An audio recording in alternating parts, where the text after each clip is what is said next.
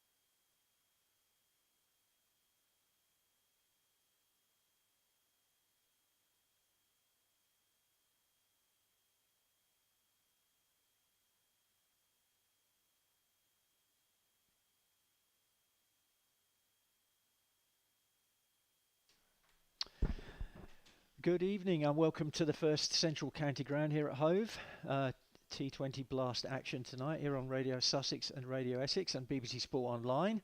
Sussex against Essex in the South Group.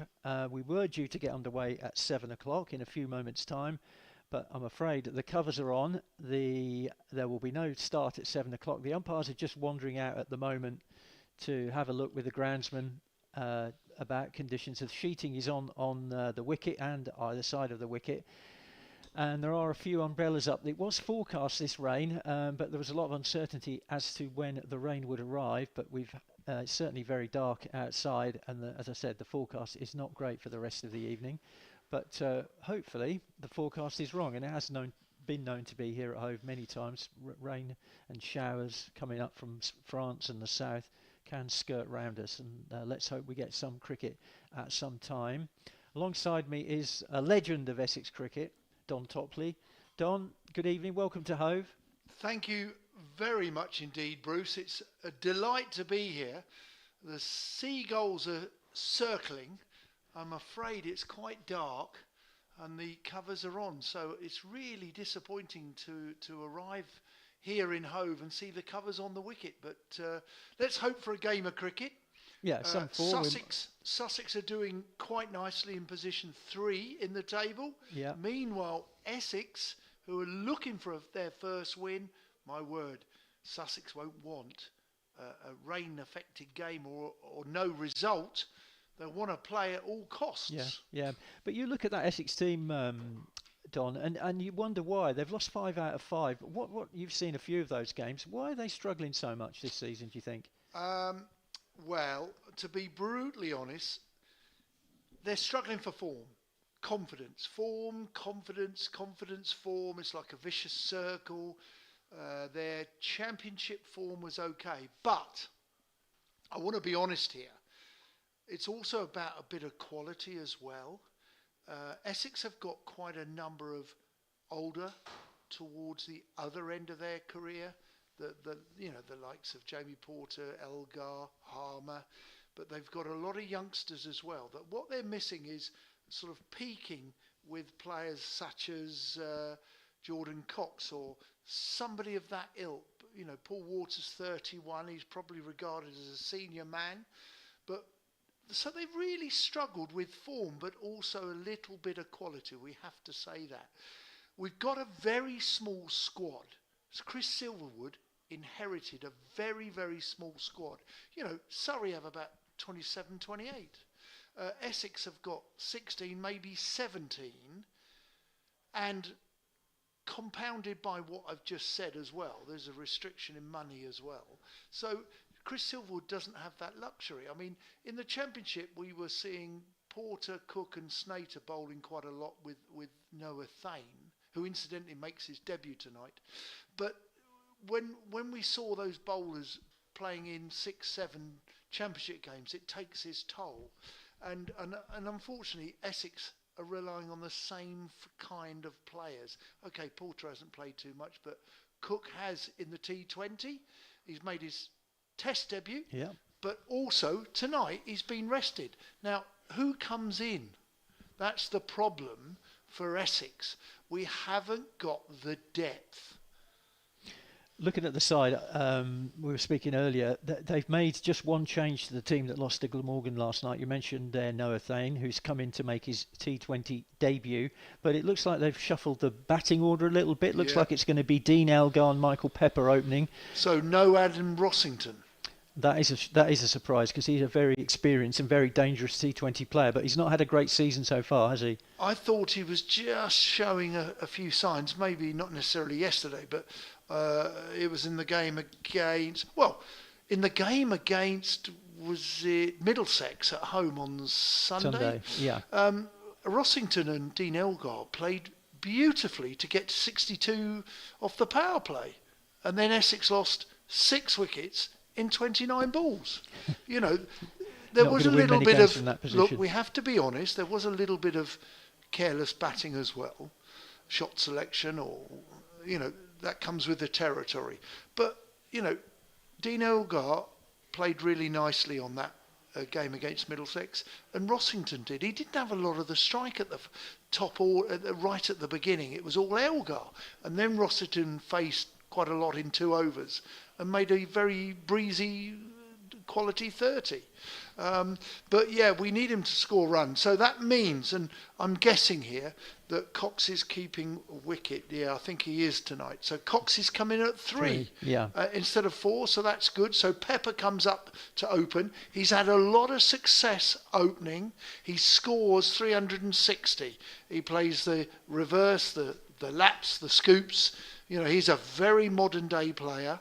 He is a good player, and he's been rewarded for some sensational batting last year by going on the England tour, white ball tour, to the West Indies last autumn. And he got 120 here in this fixture last season in the Blast. Sussex got a big that score, got over 200, and Essex chased it down with 9 balls to spare. He got 120 not out. Looked like you said, a 360-degree player. Played shots all round the wicket. Yes. Looked really strong. Yes. Luke Benkenstein got some runs last night, didn't he, against Glamorgan? He's come up the order, I think, to number 5 for Essex tonight, by the look of things. Yep. And he did play well last night. In fact, he looked quite good last night, but in a dying lost cause. Yeah. Sussex, there was a toss at 6:30. Sussex won it, and they have elected to field first when we do get underway. We've mentioned just the one change for Essex, with Noah Thane coming in for his debut. For Sussex, one change as well in the bowling. Henry Crocombe is going to play his first T20 for nearly 2 years tonight. He comes in place of Brad Curry. So the Sussex lineup will be Daniel Hughes, Harrison Ward, John Simpson, James Coles, Tom Alsop, Tom Clark, Jack Carson, Nathan McAndrew, Ollie Robinson, Tim Al Mills, once Essex of course, and Henry Crocombe. And as we've mentioned, that Essex lineup: Dean Elgar, Michael Pepper, Jordan Cox, Paul Walter, Luke Benkenstein, Matt Critchley, Simon Harmer, Shane Snater, Charlie Allison, Mohammed Amir, and Noah Thane. But if you look at your bowling lineup, you've got 3 proper seamers of international class. You've had Tamil Mills has represented England on many occasions, Ollie Robinson, and you've got the Aussie McAndrew. So look, if you look at that, Essex have got in their seamers, they've got Mohammed Amir. Probably, it would be fair to say, for those who have seen him, little underwhelming so far. Right. All right, we need a little and bit more. He's getting on a bit as well, isn't he? He is. We need a little bit more from him. But then when you look around, we haven't got too many. We're actually packing it with spinners. Harmer, obviously, finger spin, he is international quality. But it is T20. Shane Snater, I thought he bowled okay last night. I thought he was angling the ball in last night a little bit too much and sort of got his lines a little bit wrong and gave... I use the word quite a lot in coaching and cricket and commentating, and even with my own son. You know, hang on a minute, you just offered too many easy scoring opportunities for the oppo. You know, you need to take those back. You cannot afford to bowl easy scoring opportunities, and I think Essex have done that quite a lot. Essex have done it generally as a unit, which is not a great side. That's why they've been chasing quite a lot of runs. I mean, last night it was another decent score, unfortunately. And you know, Essex have struggled in the bowling in particular.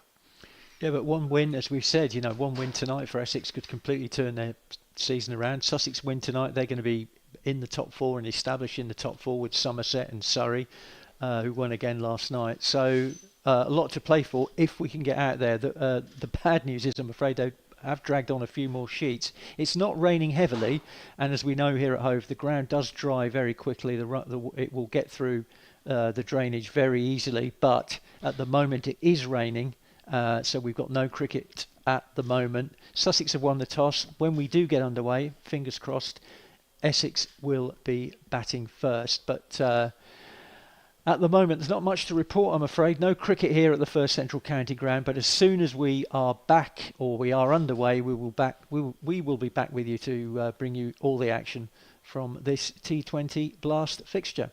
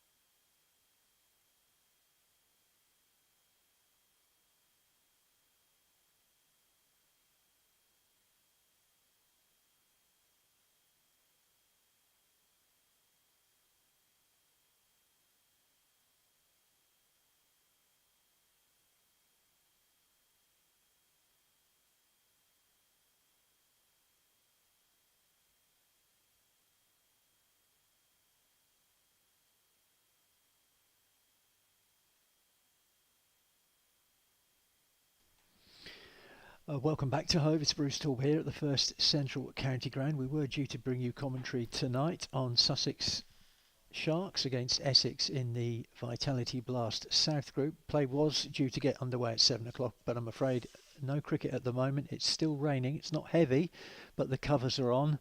The umpires are out in the middle at the moment talking to the ground staff, but there is no cricket at the moment. Sussex did win the toss. There was a toss at 6:30, and they have put Essex into bat. So when we do get underway, Essex will be batting first.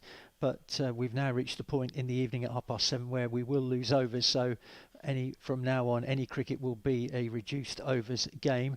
The latest that we can start tonight is 29 minutes past 9 o'clock. 29 minutes past 9, just before 9:30 effectively, and then that would be a 5-over game, and the cut-off this evening is 10:15. So we need to get going before 9:30, but we are losing overs as from this moment.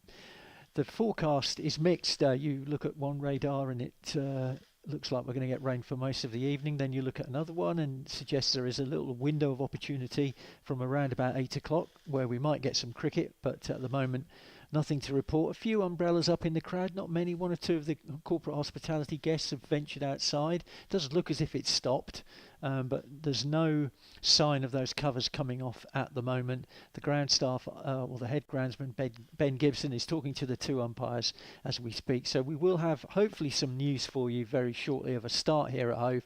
But at the moment, no play here at the First Central County Ground between Sussex and Essex in the Vitality Blast.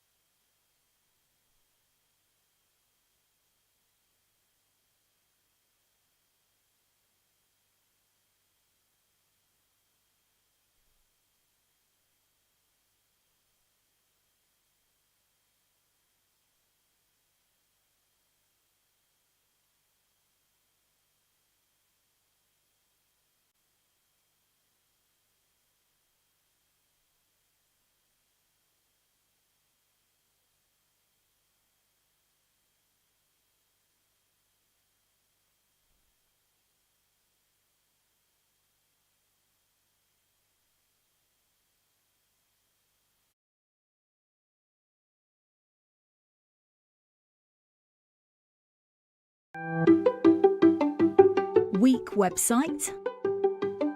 It could be a superstar. We do A/B testing, personalisation, social proof, product recommendations, baseline analysis to bring your bottom line over the line.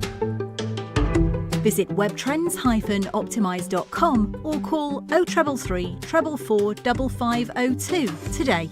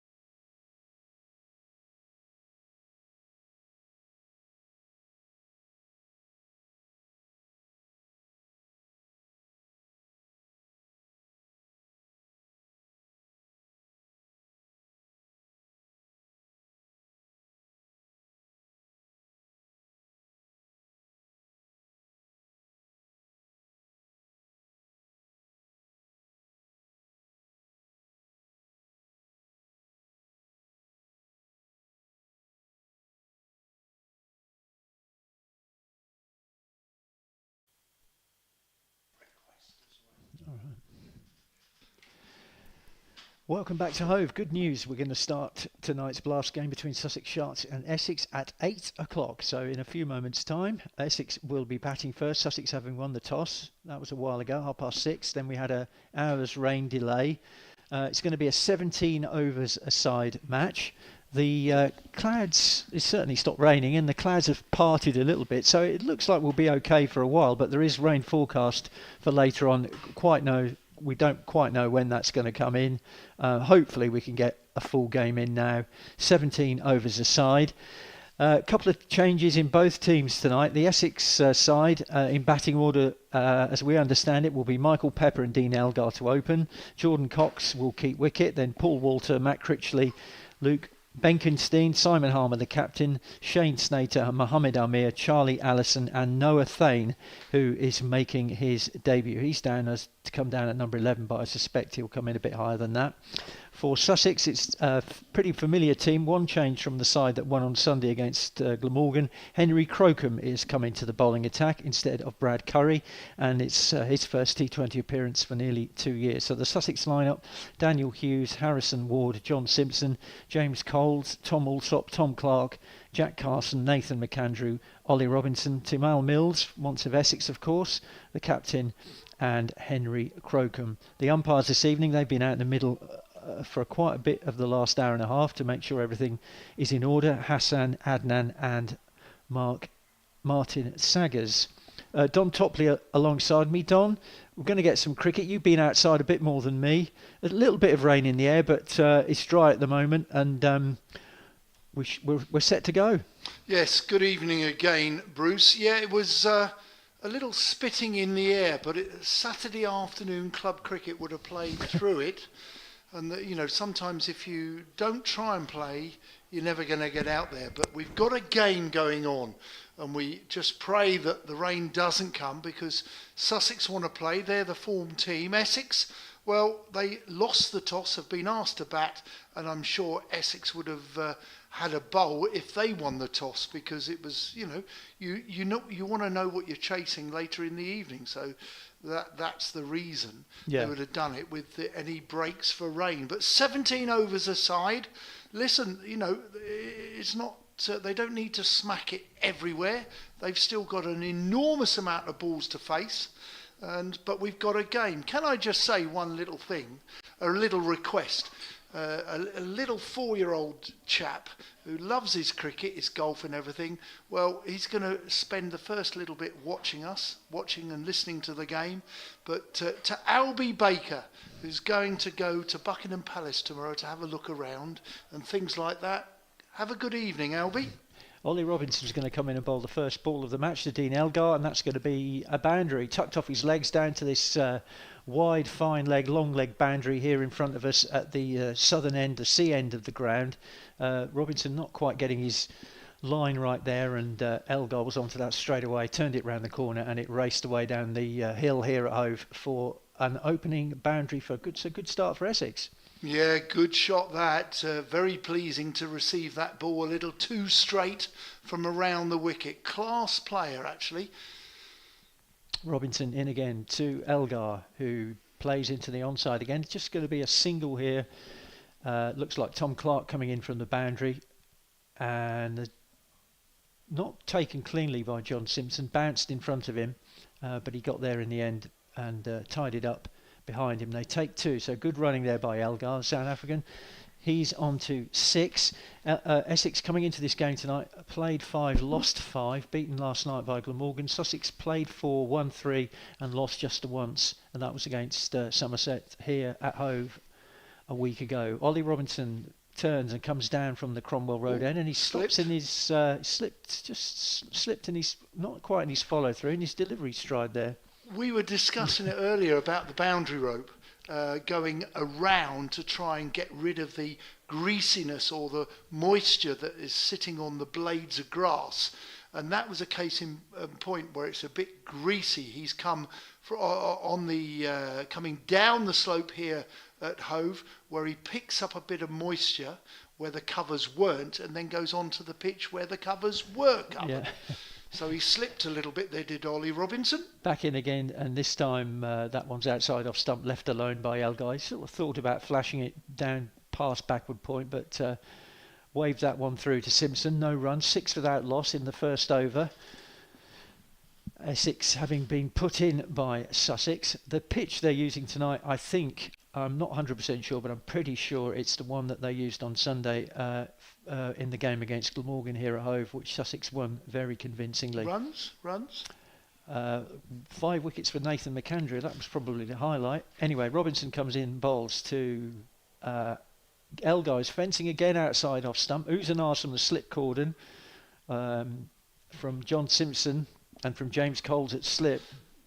Good delivery. That's good fight back by Robinson. Didn't start his over very well, but 2 dot balls, building a bit of pressure. Since he fell over, he's bowled 2 terrific deliveries, moving the ball from around the wicket, and he's moving it away from the left-hander. So yeah, absolutely, 2 with a bit of bounce as well. So well bowled, Ollie Robinson. In again to bowl to Elgar. This time does get bat on ball, guides it down to backward point. There'll just be a single. So Michael Pepper will come on to strike. New opening partnership for Essex tonight. I suppose if you've lost 5 games in a row, Don, you've got to try some things, haven't you? Absolutely. He's got good experience opening the batting. Michael Pepper, Heralds from Cambridgeshire, been on the Essex pathway, went with England to the West Indies last autumn in the white ball series out there. I think he's a pretty decent player. He's opened the batting on many occasions for Essex in T20, so it's not brand new. And as I say, he's a 360-degree player, very modern-day player. And Robinson over the wicket. To Pepper, who spoons that one into the offside towards mid-off. There's no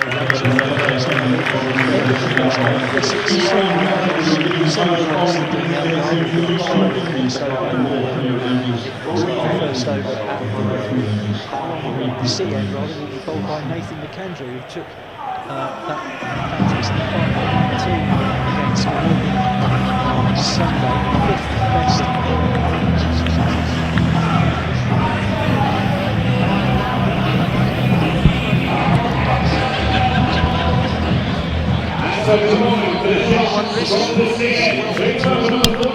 To me at Toppers Senior, but it'd be interesting to see who's got a 5. It's not going to happen often, is it, Bruce? No, not very often. I think there's probably about 4 or 5 instances, but I can tell you, I'll just do a little bit of research. Well done.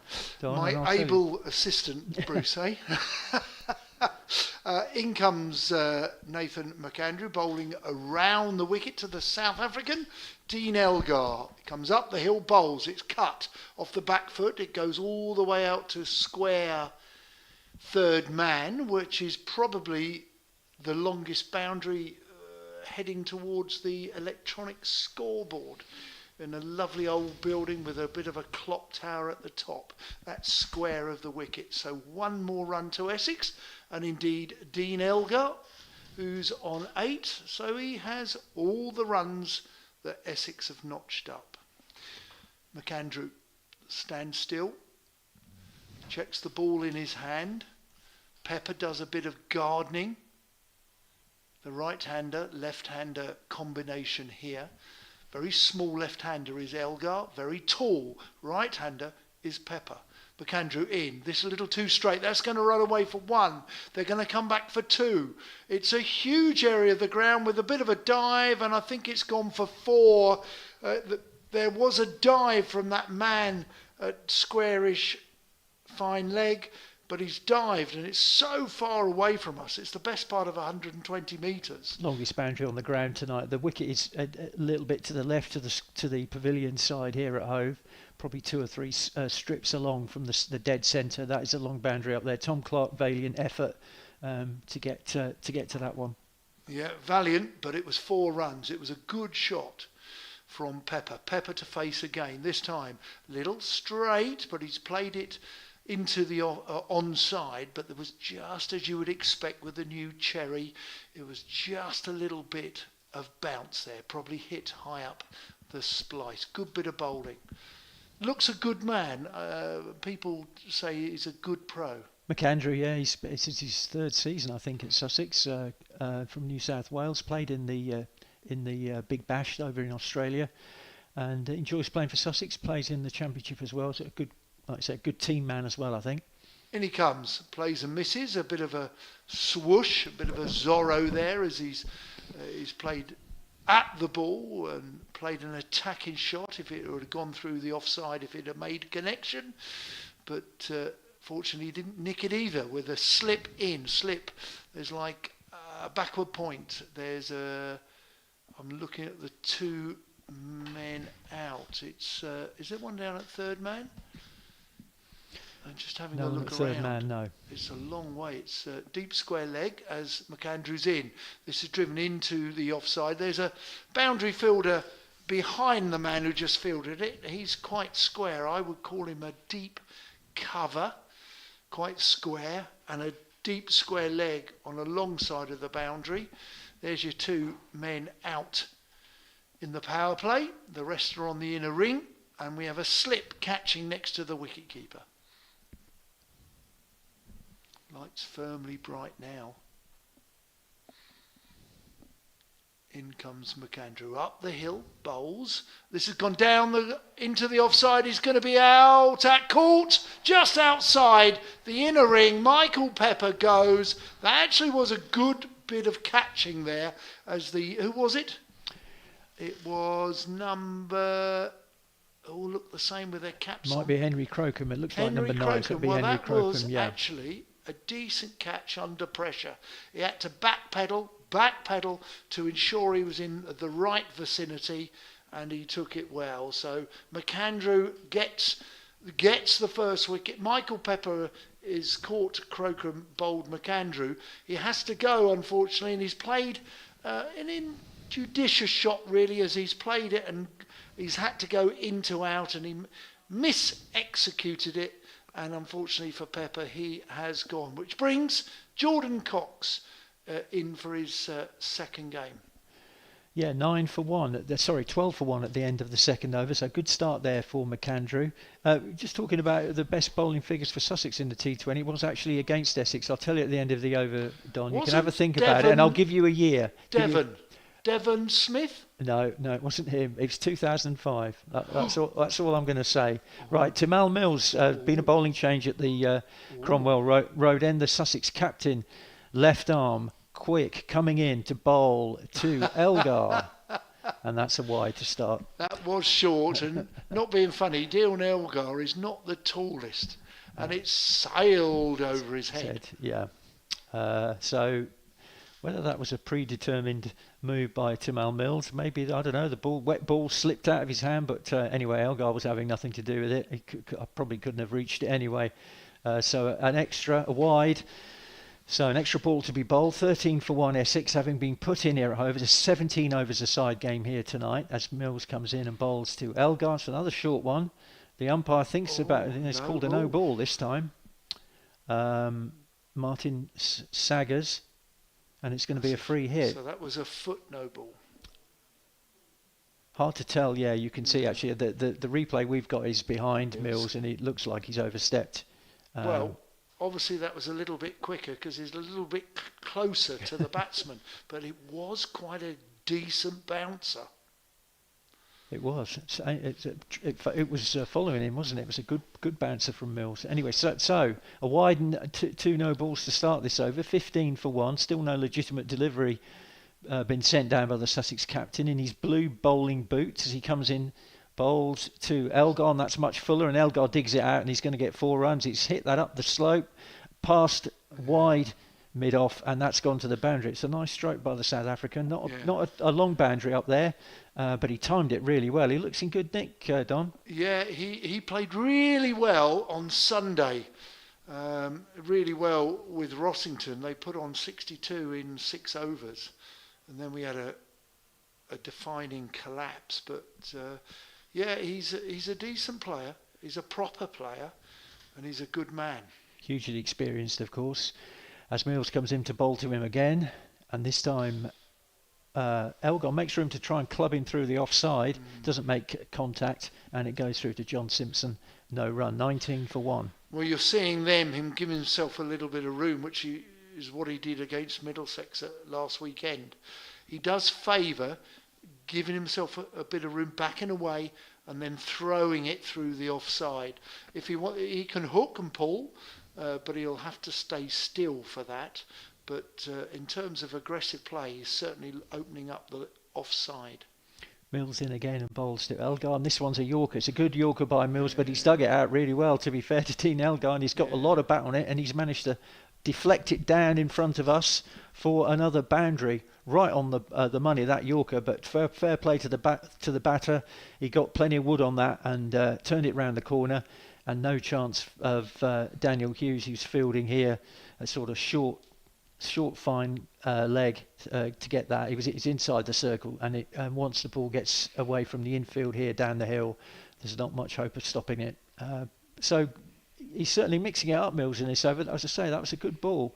Bit unlucky there, but well played, Dean Elgar. He's on to 16, 23 for 1 Essex in the third over as Mills comes steaming in down the hill again to bowl to Elgar, who gives himself room, and that's another boundary. He's played that really well off the back foot, cut it past backward point. There was a dive by Henry Crocombe, but no chance of stopping that. Good shot, 4 runs. Well, that's exactly what I've been seeing him play this season, looking to give himself a bit of room, and he does. He hits it hard, but he caresses it as well, and he uses the pace of Tamal Mills. Mills has gone for a wide, a no ball, 4, a dot ball, a 4, a 4. So he's gone for 14 with 2 balls remaining. And I suspect Dean Elgar won't be stopping here. He'll be looking to use that pace. Mills coming in again past the umpire to bowl to Elgar. That's one's 2 straight, and this time he's tucked him off his legs. That's probably going to go for 4 as well. Yeah, defiant, a vain chase there round the mid-wicket boundary. Another good shot by Elgar. Timed that beautifully, didn't he? A bit too straight, but beautifully played. Magnificent shot, Bruce. He just caressed it, used the pace. Bat came down, made a good connection, made sure it missed the fielder, and it sailed through the offside for 4. Beautiful shot. I mean, this has been an eventful over. 4 fours. You know, old-fashioned cricket, a wily old pro would have said, I'll have 1 now and take the strike for the next over. But will Dean Elgar carry on in this blitz of an over? Mills again, the last ball of the over bowls. That's a bouncer. And that's going to be called wide. It is eventually by umpire Saggers. Yes. And Mills is not very happy about that. He's having a word with the umpire. Yeah. But I've got to be honest, I have to agree that was a wide. It sailed over his head. Yeah, there's no and way. I'm just and looking, it's also is it going a no down. ball? It's also going down the leg side. Is it a no ball? It's a wide signalled originally, but hang on, I'm wondering if it's a no ball. It's a no ball as well. You're right. It is because it's the second one of the over. Over, yeah. So the score is now 33-1. That's the end of the over. 33-1. No, is there one more to go in it? Well, there should be, but it looks like they're changing. Or is someone going to finish the over for Mills? What, is he injured? Has he gone off? He's certainly not gone off. He's standing directing traffic out there. He's directing his team, but it looks like Jack Carson is going to bowl the last ball of the over. So we must assume that Timal Mills has injured himself bowling that over. It's been an expensive one. We've had a wide, 2 no balls, 4.444, another 2 no balls, and 33-1 the score. So there's been 21 runs in this over, but Timal Mills will not finish the over. Two bumpers for the over, so he's had to be withdrawn. There you go, dear oh dear. So that, listen, we're in the second over, third over. And that is a problem for Sussex, Bruce, because if he's been taken out of the attack, is he allowed to come back? I believe not. It will be a problem. It's slightly less of a problem as they've only got 17 overs, but yeah. So it was going to be Jack Carson who was going to finish the over. It looks like they've changed their mind again, and that looks to me at the far end like it might be Crocombe who's going to finish the over off. So Timal Mills, and it's a no ball. So from Essex's point of view, this is a free hit. Free hit. It's going to be Tom Clark who's going to finish the over. He's going to bowl the last ball of this third over to Elgar, who has a big heave outside off stump, massive amount of bat on it, sails over John Simpson, and a very eventful over has ended with another boundary, the 5th boundary of the over. Clark again pitched short, but at his pace, and so much width as well for Elgar to play with on that occasion, and he just helped himself, hoiked it over the top of the keeper, and the end of a very eventful third over. Essex 37-1, 28 off 14 for Dean Elgar, and Jordan Cox has yet to face, but he will face the next ball of the match. It's going to be Nathan McAndrew to bowl it. Eventful over, Don. Well, huge moment. Mills won't be able to bowl another 3.1 balls. He's just bowled 0.5 of an over. And he's been taken out of the attack for bowling too many short balls. This is driven by Jordan Cox, who has executed a good shot, slightly late coming forward, but a good shot, good hands, compensated with good hands, and he finds mid-off, and there is no run. So we're seeing quite a difference in, contrast really, of two bowlers, Timal Mills from the top end and Nathan McAndrew from the C end. He's on and running in, moving away from us. He bowls. This is played into the offside, and he finds a fielder. Again does Jordan Cox at cover. Yeah, really was an amazing over. Timal Mills bowled a wide for height in the first ball, then he bowled a no ball, and then later in the over he bowled another short ball which just sailed over the batsman's head. And you've got to remember that Dean Elgar is not a tall man, so you have to think about your trajectory and not bowling over the head, this time down the leg side, and Essex will enjoy another wide, first one from Nathan McAndrew, the Australian from New South Wales, isn't he? Yeah. Sydney-based cricketer, sporting a beard, smart haircut. Sussex are wearing, I hope you don't mind, and I don't mean this in any disparaging way, but Sussex have got a look with their shirts of rugby league. Yeah, with the yellow sash in the middle. Yeah, that's a good spot. This time it's an edge. Gone into... Oh, he's been dropped! Oh, my word! A regulation catch there that has gone through the hands and it's hit. Is that Timal Mills? It is Timal Mills, yeah. Oh, he's having a bit of a difficult 5 minutes there. It was an easy catch as he came towards the ball, but it burst his hands from a loopy catch and it's hit him on the thigh and it's bounced away from the big fast bowler. Drop Nathan McAndrew in. This time Cox takes a single. I've got to be honest and say Dean Elgar called him through, and it was a good bit of running by the South African. Essex have moved to 39, and we're only in the 4th over. Got to say that's a really poor drop. Maybe he was. There was another. It was Daniel Hughes was quite close to Mills, and he sort of made a move towards the ball as Mills ran towards it to come in and take the catch. But 99 times out of 100, he would have caught that. Maybe he was distracted by Hughes running towards him, but that's a bad miss, and Sussex will hope it's not an expensive one. McAndrew in and bowls, and that's playing a miss by Dean Elgar and goes through to John Simpson. 39 for 1. Just looking for overs. 4th over, so 1 ball left of the 4th over. Gosh, so Essex, well, maybe they've enjoyed a little bit of fortuitous batting, but they've also played rather nicely. Elgar, McAndrew on his way in. No slip now.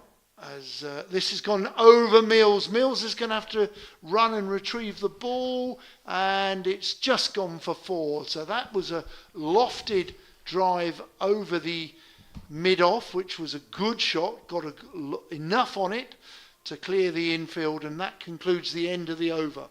Well, Bruce, that was a good shot from Dean Elgar. He's in good form. 24 off 10 balls, and he's already hit. I think it's all in boundaries, isn't it? 32 off 16. It's just been updated the scoreboard. He certainly hit 6, probably 7 boundaries now. 43 for 1 Essex after 4 overs. This partnership is already worth 31 from 14 balls. Jordan Cox has faced 4 deliveries for 1 run. He should have been out in the last over, but he was badly dropped by Timal Mills. Ollie Robinson is back into the attack and bowls, and that's hit through the offside by Jordan Cox and hit nicely over mid-wicket, and that's gone for 4. Not great bowling this by Sussex at the moment, it has to be said. We've had a really expensive over by Mills. That was just a bit too short by Ollie Robinson. Sat up quite nicely, actually, and Jordan Cox helped himself to 4 over mid-wicket.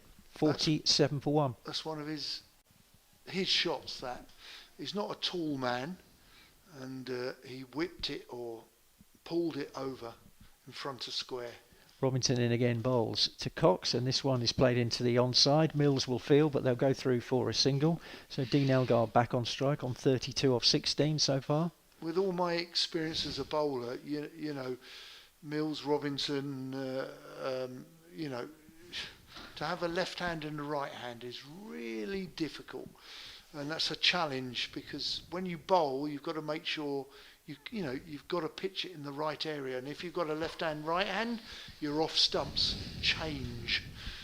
As Robinson comes in and bowls to Elgar, who takes his hand off the bat, but manages to steer it nonetheless through backward point for a single. 49 for 1.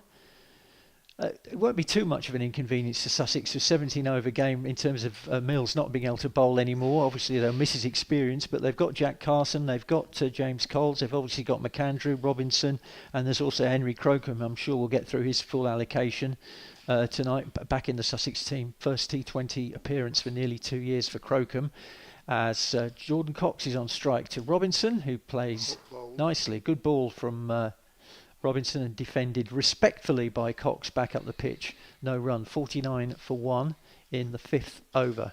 Well bowled, Ollie Robinson.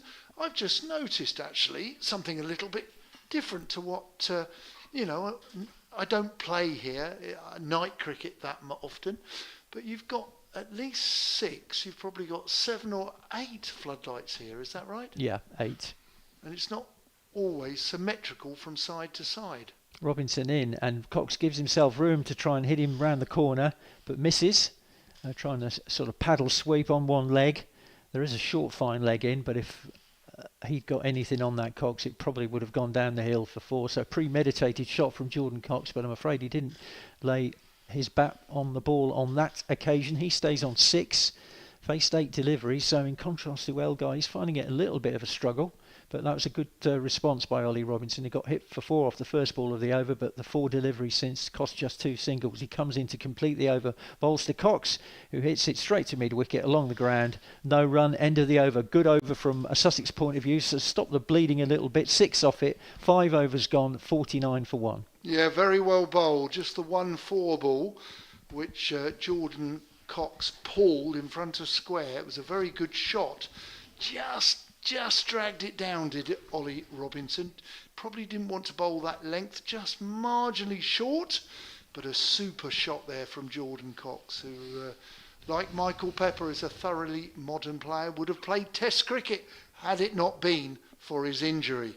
My word, how many cricketers, can say that? Well, spinner is going to see Jack Carson in, bowling around the wicket to the left-hander. Elgar comes down the wicket, into out, and goes... Oh, what a grab! What a grab by Ollie Robinson, who ran, and I'm going to be honest, it's only 20 yards from us. He ran backwards, he watched, he continued watching the ball all the way into the hand. He spilled it initially, but he was aware of it and ensured he picked it up not on the second rebound but on almost the third. That was a superb grab, something to be proud of, but we, Bruce, are just 20 to 30 metres away and we saw it square on and we could see the bobble and the recatch and the second recatch. Yeah, it was great work by Robinson because it was coming over his shoulder and he's running down the hill as well. So it's very difficult when you're doing that to sort of, judge where you are in terms of the trajectory of the ball. He got a good grab on it initially, then sort of juggled it again a little bit, but in the end a terrific catch. And what a start to the over for Jack Carson. First ball of the match he's bowled, and he's got the very important wicket of Dean Elgar. Paul Walter comes in. This is played off the back foot into the offside. Now that'll buoy this Sussex blue and yellow shirted team here. Gosh, what a wonderful catch. What a wonderful grab. And to witness it so close to us. This time Carson forces Walter to play on the back foot. This could be 2 for Paul Walter. It is, as the man of the moment, that is Ollie Robinson, fields at a pretty square extra cover, and that is 2 runs to Walter, and Essex 51 for 2. Well, 2 new batsmen in, so a chance for Sussex to apply some pressure here. They needed that, forced off the back foot by Walter again, and it's gone very square where Walter will only collect the 1, which brings Cox the right-hander in. So Essex lost Dean Elgar, the small left-hander, and we're replaced by the tall left-hander, Tall Paul. Cox looking around the field. John Simpson, the keeper, is orchestrating a few field changes there as Carson in over the wicket, driven. There's an LBW appeal, which is missed the bat, gone onto the pad, but umpire Adnam not particularly interested. I'm not sure he didn't get some bat on that, actually. Didn't look a great appeal, that one. In he comes Carson. Good action, robotic action for an off-spinner. And this is just pushed into the leg side up to Robinson. And that concludes a wicket-taking over for Jack Carson. He'll be so pleased. It's 53 for 2. We've had 6 of the 17 overs because the rain or drizzle, mizzle came in as we were about to start. But we've only lost 6 overs from the evening, 3 in each side. And you're listening to BBC Essex, BBC Sussex, bringing you live ball-by-ball action of this Vitality Blast here from Hove. James Coles is going to bowl his first over of the evening, slow left arm from the Cromwell Road end. 53 for 2. Essex comes in to bowl to Cox, who forces him into the onside and now jogged through for a single. It's a good comeback by Sussex. That third over by Tamal Mills we mentioned went for 25, but since then they've conceded just 16 runs in 4 overs.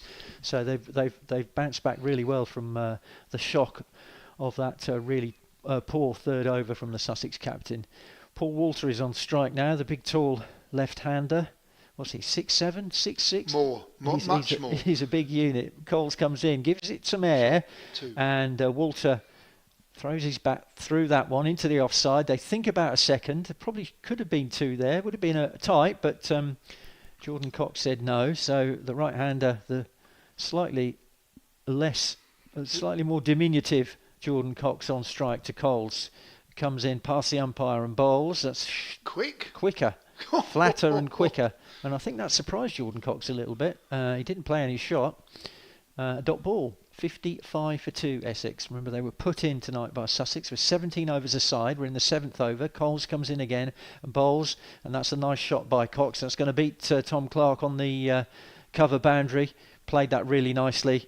Hit it firmly through that gap, and no chance for Clark, and that goes to the boundary. So 6 runs off the over so far, 59 for 2. Cox on to 12. Well, Cox's shot then was very quick bat speed, as that's gone to the boundary.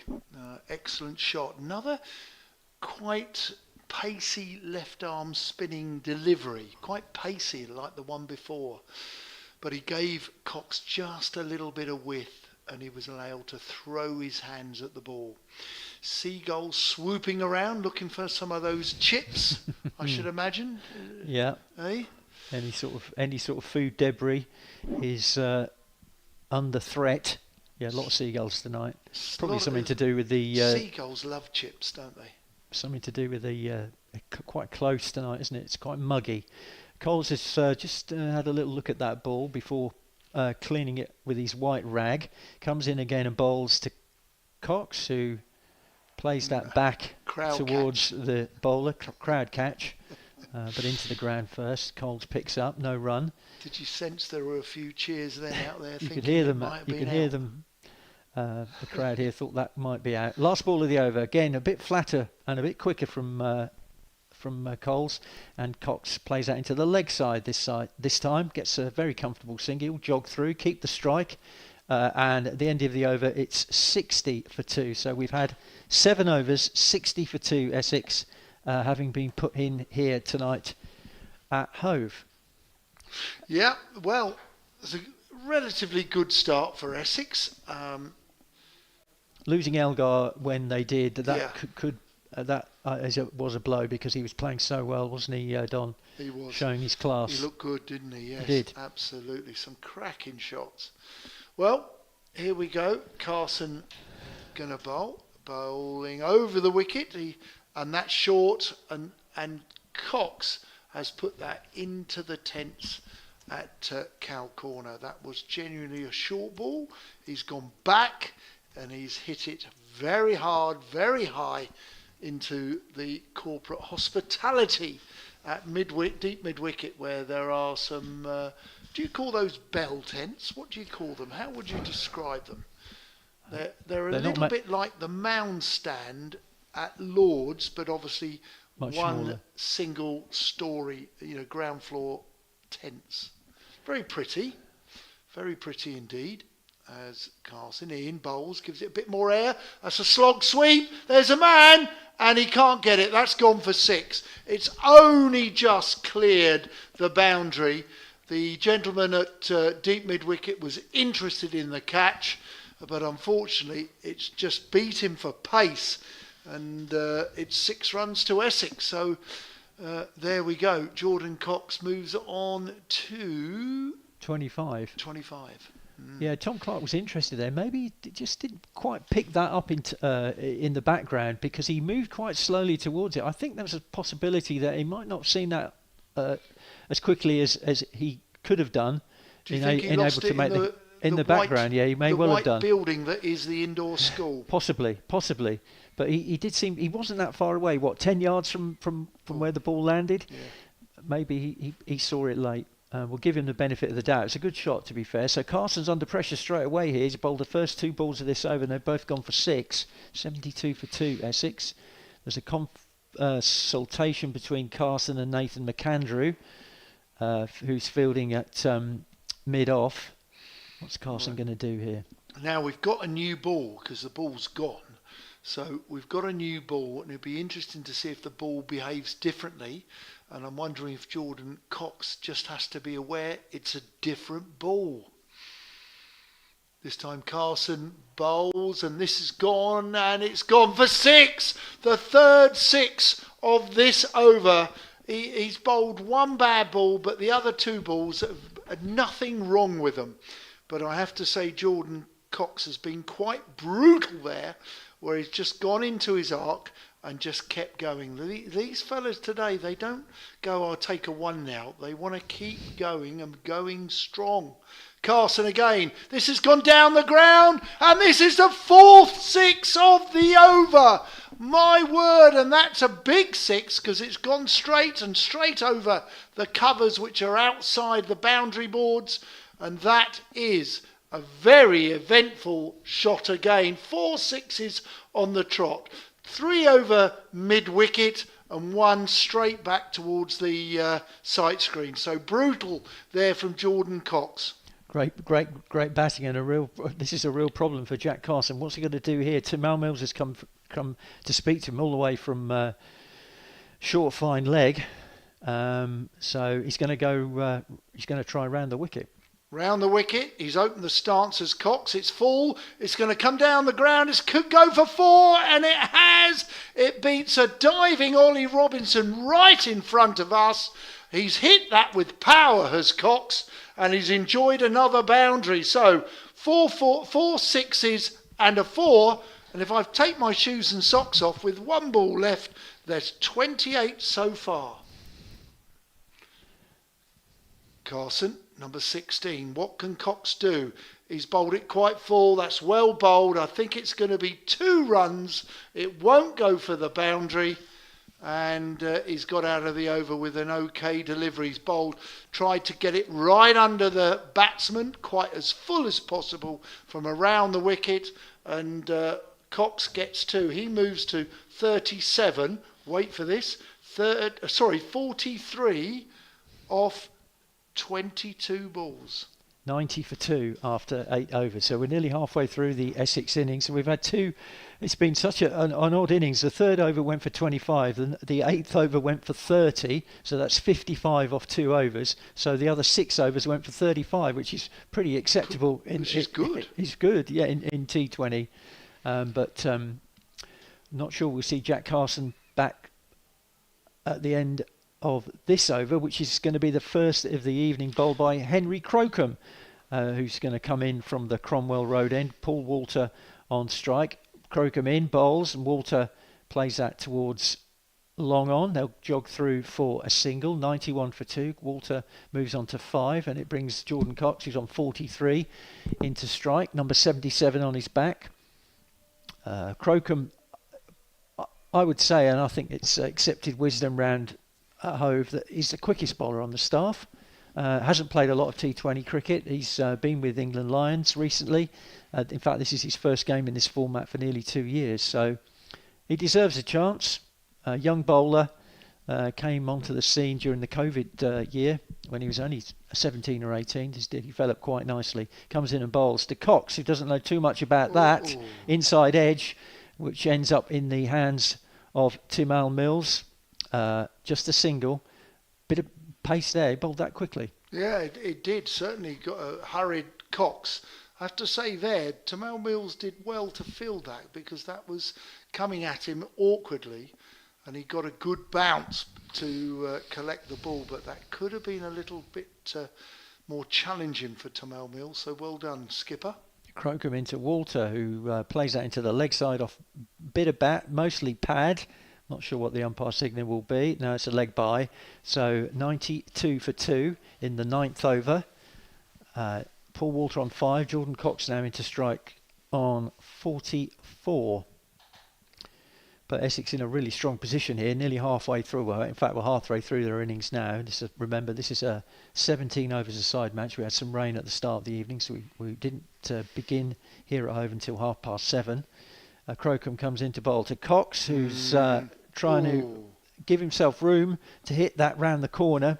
Took a couple of steps towards the offside, but beaten for pace really, and he managed to get some bat on it, but not enough, and Mills fielded it down at short fine leg, just on the edge of the circle, but they got a single. 94 for 2. Cox on to 45. Paul Walter in strike. Real contrast, these two batsmen. Jordan Cox, what, 5'7", 5'8", and Paul Walter's probably a foot taller. As Crocombe comes in to bowl to him, and Walter clubs that, not with a lot of power, into a big open space on the leg side, but it's just a single. Tom Clark runs in from the boundary to make sure they don't take more than one there. So it's shaping up to quite a decent over this from Henry Crocombe so far. Just 5 off it. 4 singles and a leg by. 95 for 2. And Sussex need to stop the bleeding a little bit after that previous over from Carson, which went for 30. And put Essex in a really strong position. Cox on 45 faces Crocombe and digs out a good full-length delivery from the bowler. He plays it up to long on for a single. They'll jog through for one more. So the end of the over, 96 for 2 after 9 overs. So 8 overs to go here at Hove. Sussex have put Essex into bat, and Essex, remember, looking for their first win in this season's Blast, are 96 for 2 after 9 overs. Well, we haven't had much to cheer for in the T20 campaign with Essex, be it home or away, but I'm going to say well done to these boys so far in the first 9 overs as Coles comes in, the left-handed spin bowler, and this is forced into the leg side, and it's run away down the slope here at Hove, and it's gone for 4. Just a little bit short. He's gone back and he's pulled it and he's hit it like a tracer bullet, and it's gone across this boundary, even quite a long boundary for 4. 50 for Jordan Cox, 26 balls. 26 balls, what a fine knock. How he was missed in the early part of the season.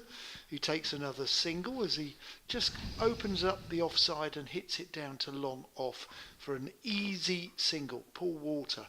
Now, if he's going to bowl left arm round the wicket to the left-hander, Paul Walter does have the shorter boundary. And he's gone that way and he's found it with a 4. That was quite well hit again. It was like a big, it looks like a toothpick in his hands, doesn't it? It does. The It's bat. a big unit, and he hit that with a lot of power, actually, Yes. and placed it really well, because there are 2 fielders out on the leg side, probably about 30 yards apart, and he dissected the 2 of them. And again, this time it's a play and a miss as he's hit over the ball, but it's outside off stump, I think. We're not behind the arm, but I think he's going to bowl outside off stump as he's brought the skipper, Tamal Mills, has brought one over from the leg side to the offside. So he's happy to give him one on the leg side. This time Paul Walter drives it and he inside edges it straight onto his foot, and it goes out onto the offside, and the keeper waits to see if it rolls back to the stumps. Coles in, full toss, that's gone miles, it's gone beyond the stand and out of the ground. That is 6 runs, and that was the poorest delivery. It was a hip high full toss, and it was gift wrapped in every way, a beautiful bow on it, and it's gone for 6. That means the score's 111 for 2. Walter has 16. Cox has 51. 111 for 2. That was another expensive over. 15 runs coming from it. So tonight we've had 3 overs that have cost 70 runs. 3 overs of the 10 have cost 70 runs, and it's 111 for 2. Good stat, Bruce. That look, in the grand scheme of things, where, if Sussex did lose this, you would have to look at those 3 big overs. Yeah, and they've made a big difference, haven't they? Only if you lose. If you win, not an issue.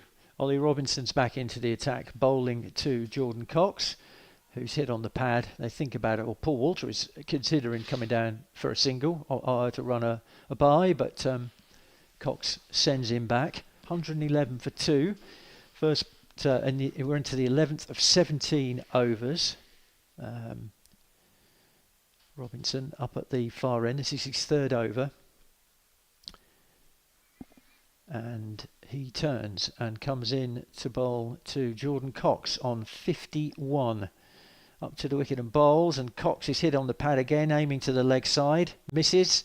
No run. So, and a clap, some applause from Tim Almild, his captain, for his main bowler. Well bowled that by Ollie Robinson. Very. It's just, a very odd bowling performance. 3 really expensive overs, and the rest have been quite tight. Yep.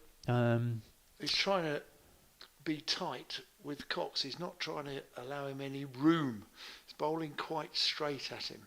Comes in again and bowls, and Cox drives this one down the ground. That's going to be a chase for the 2 men on the boundary, and it's going to beat them. It's a nice shot, actually. Gun barrel straight that from Jordan Cox, down the ground, up the slope towards the Cromwell Road end, and no chance for either of the fielders out there, long on or mid off, to stop that one. 4 runs, so Jordan Cox moves on to 55 from 30 deliveries, 115 for 2, and Robinson turns and thinks, what's he going to do to stop Jordan Cox? Comes in past umpire Saggers and bowls, and Cox this time digs out a fuller length delivery, and he digs it out really well. He timed that again superbly. He looks in great touch. That is a lovely shot through past mid wicket, up to the boundary in front of the dressing rooms here at Hove, the players' pavilion up there in the far corner. Successive boundaries for Jordan Cox. He's on to 59 from 31 balls, 119 for 2.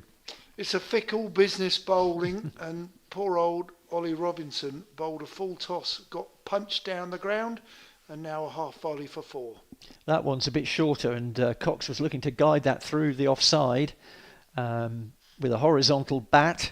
Didn't make contact, and he's annoyed with himself actually, because it wasn't a quicker ball from Robinson. There was plenty of width to play with, but he missed out there a little bit, and he knows it. And he's just checking with the umpire how many balls left in the over.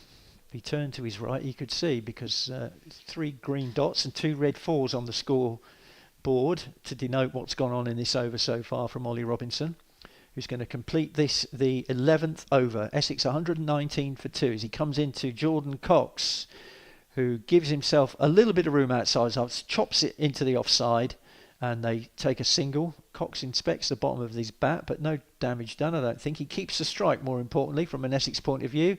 No disrespect to Paul Walter, who's hit one really big 6, but it's important now that Cox, the way he's playing and how well he's playing, to keep the strike for as long as he can for Essex. He's on to 60, and at the end of the 11th over, Essex 120 for 2. Yeah. Cracking 3 balls, cracking 6th ball, but 4 and 5 went for boundaries. Probably, I use that phrase again, easy scoring opportunities, where the full toss, perhaps he was trying to bowl a Yorker, but he over bowled it, and it became an easy shot down or up the ground for Jordan Cox. We're going to see into the attack Henry Crocombe on his first game back in Sussex colours. 1 over for 5 previously. This time there's a bit of a slog, and it's missed it, and it's gone through to the keeper. Might just be a little bit of a slower ball there from Crocombe. He held that one back slightly, but no connection made by Cox. He was aiming for that mid-wicket boundary. Essex need Cox to go on and get a big score, sort of 80, maybe 90, or dreaming of 100. As Crocombe in, this is short, it's almost a tennis shot as it's come all the way down towards us, where Ollie Robinson does the fielding, literally 10 metres from us, and that is 1 run. So the left hand, right hand rotate, which brings Paul Walter on to strike 16 in 11 balls. He'll be targeting or looking to his right to the shorter leg side boundary. His bat's down, tapping it on the crease, bat aloft, he's waiting. Crocombe in, this is driven down the ground powerfully, and he hasn't stopped it mid-on, couldn't stop it long on, has let the ball, unfortunately it's gone through him for 4. It was a brave stop, but it was hit powerfully by Paul Walter. Who was the fielder? Jack Number Carson 16? came round. He actually got a hand to it, but it was hit so powerfully, like you say. He was diving in front of us and not far long on, just couldn't quite prevent it from going to the boundary. Really good effort there by Carson, but Paul Walter, he does hit the ball hard. Holds the bat low down on the bat, does he?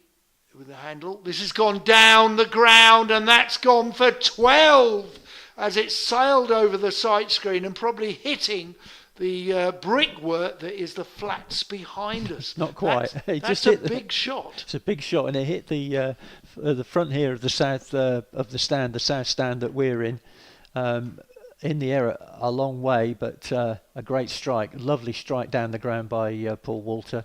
And again, it's becoming a little bit of a theme. Sussex seem to have a rest back a little bit of control with the ball, and then we have another, expensive over. This one's gone for 11 so far. There's still 2 balls to go. Crocombe began his first over at from the top end. He switched to the C end. I'm not sure why that was. He certainly didn't bowl badly in that first over, like you said, Don. He only went for 5, but he's under pressure again here. It's coming over the wicket now. Ollie Robinson spent a bit of time talking to him. He bowls. This is an attempted pull, but he executes it. He smashes his bat on his pads, does Paul Walter. He was disappointed that he missed out there.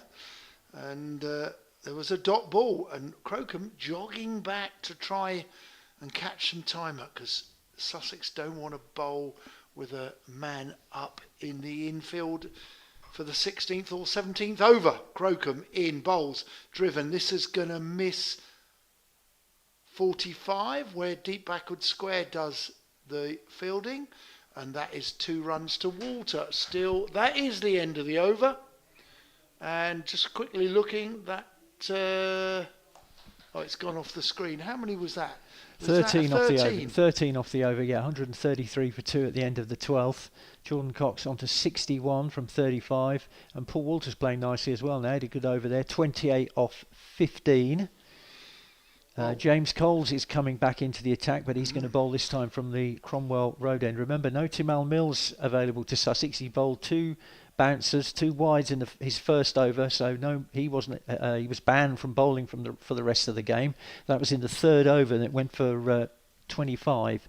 So no Mills, and means he's got to juggle his resources. The Sussex captain, as Jordan Cox hits that a long way. The first ball of the over from James Coles, and he's absolutely nailed that one over the pavilion, I think. Certainly into the top deck, if not over it. A really, really good shot. Just on one knee, helped it on its way. Power, placement, absolutely superb from Jordan Cox. He's in the mood to take down the Sussex spinners tonight. He took 4 sixes off 4 balls from Jack Carson earlier in the game. Coles in again, and this time Cox is going straight, just dropping in front of Ollie Robinson, running in. In fact, that might have gone through Robinson's grasp. They'll come back for 2. I think for a moment, Robinson thought he might be in business for a catch down there, because he didn't quite get hold of it, Cox, but it dropped short. Robinson ran in, tried to stop it, couldn't, so they were able to get back for a second run. 8 runs off the first 2 balls of this James Coles over, and Sussex back under pressure again as Coles comes in and bowls to Cox, who plays that through the offside. Tom Clark is going to field that in front of the main scoreboard here at Hove. Just a single, so Cox moves on to 70 off 38 balls. Paul Walter is on strike now. He's on 28, and this partnership is now worth 93. They came together in the 6th over, 49 for 2. Walter clubs that into the leg side, just a single, straight to the fielder, Tom Clark, who does the work again, 143 for 2. Walter would have been a bit disappointed he didn't make more of that full toss. Both these batsmen for Essex are just under 2 a ball. As Coles comes in and bowls to Cox, again tremendous bat speed, that one a little bit outside off stump. He's thrown his arms through that one, but it's gone straight to Nathan McAndrew fielding in the covers. 143 for 2, 10 off the over so far, so a better end to the over for Coles. This one is dug into the leg side, well placed by Jordan Cox, but he's not going to get the boundary there. Tom Alsop does the fielding in front of the players' pavilion. Just 2 runs from the final ball of the over, and that's the end of the 13th over. Essex are 145 for 2. Paul Walter, who will be on strike for the next over, is on 29. Jordan Cox is on 72. And we've had 13 overs. So 4 remaining. Good evening to Mr. Hawkley, if you're listening, just inside Suffolk. And it's been an entertaining, quite an eventful 13 of 17 overs so far. McAndrew, 1 for 11 off 2. He's returning from the sea end. Plenty of seagulls here tonight. In comes McAndrew. McAndrew bowls. This is a bit of width, and it's going to sail through the offside to the long boundary for the left-handers offside, where Walter, with his long reach, was able to murder that ball through the offside. So, well, a bit of pressure there for the Australian now, that with his comeback ball for his third. You're always dragging the over back now because he's gone for a 4 with the first ball. We've seen that a lot tonight, the first ball going for 4 or 6. He's put the Sussex attack under pressure straight away. In comes McAndrew. Battle off from Walter. He misses it. And so does the keeper. And it's gone for 4 byes. That is not what Sussex wanted there. Paul, he's bowled quite a full delivery. He's obviously trying to get it close to a Yorker. Walter has missed it. It's missed the stumps, but then the keeper, John Simpson, missed it. And it's 4 more runs to Essex. Just seemed to die in front of Simpson. It didn't bounce at all once it pitched, just rolled between his legs. McAndrew with the ball in his right hand. He's on his way in. Bowls is a bouncer. Slower ball bouncer. The umpires look. I think it's a wide, and it's been signalled a wide. Now, Paul Walter is 6'9", maybe 6'10", and that's sailed over his head, hasn't it? It's a slow ball bouncer as well. It was actually a good piece of bowling by McAndrew. And Walter initially was disappointed. He didn't make contact with it, but more punishment for Sussex. 154 for 2. McAndrew disappointed with the square leg umpire, who intimated to the striking umpire that it was a wide. McAndrew this time tries to bowl a Yorker outside off stump. He skillfully achieves that, and Essex and Walter take a quick single into the offside. Good bit of bowling that. He is a skilled performer. He knows what to do and how to do it. But, you know, compared to my day, you know, you've got nothing to play with as a bowler today. As McAndrew's in, the slower ball down the leg side signalled wide. It was a good ball, but the line was crucially wrong as Essex get another, an extra ball. What I mean about that is you've got such a small margin today. Back in the day with Garth Aru, Imran Khan, John Lever, you could bowl a Yorker. You could get away with the length of a Yorker. As McAndrew comes in, this is short, it's pulled in his arc, and it's gone into the flats, I believe, next door, over the corporate tents here at deep mid-wicket at Hove. Another 6 runs to Jordan Cox. Score goes to 162 for 2. That was a very good shot, just dragged it down. But today, you know, these batsmen play 360 with scoops, with slog sweeps, with heavier bats. Reverse. Yeah, with heavier bats. They don't press them as much. But my word, the bowler has a very small margin of error today. Where back in the day, we could bowl a Yorker, whatever the line was, it didn't matter. But it does in today's cricket. McAndrew, he comes in, effort ball, this is driven into the offside, and they'll only get the 1 because he's hit it like a tracer bullet out to deep cover. Well fielded, end of the over. No, it's not, still 1 ball to go. So we've had a 4, then we had 4 byes, then we had a wide, then we had a 1, then we had a wide, then we had a 6, now a 1. So I'm in a shortened game, 17 overs, We'll have a look at the end of this when you take the commentary after this ball. We'll have a look how many wides and no balls. Well, so far extras are up to 14. McAndrew in, driven into the leg side. That's gone. And a great... No, he's been dropped. Is that Coles? Tom Alsop, I think, out there. Tom Alsop, in the left-hander, who has just spilled the ball. It was a great diving effort. It really was. It started to die on him, but as he went down to catch it, he spilled it in front of... do you call that the grandstand? I think call it the pavilion. I think it's a bit to call it grand would be stretching a point. I think, Don, but yeah, it's the Sussex Pavilion. It's been there in its many incarnations for many years. End of that 14th over, so 3 overs to go, and Essex are really motoring here. 164 for 2 with 3 overs to get. They're probably looking at 200. I would have thought these two are well set now. They put on 115 in effectively 8 overs as Crocombe comes in to bowl to Walter, who digs out. There's an appeal for a catch behind. Well bowled by Henry Crocombe outside off stump. No room for Walter to free his arms, and start of the 15th over with a very rare dot ball. 164 for 2 Essex. Remember, they were put in by Sussex. I suppose Sussex will look at this and think, well, actually, there's not a lot wrong with the wicket, and the outfield is very, very fast. Crocombe in again, and that's Yorker length. There's an appeal for... Has he bowled him? Well, he's certainly out. I think there was certainly an appeal for LBW. I don't think he's bowled him. Right. Yeah, it's a full and straight ball from Crocombe. We're just seeing the replay now. Trying to hit him through the offside and hit him on the boot, I think, Walter.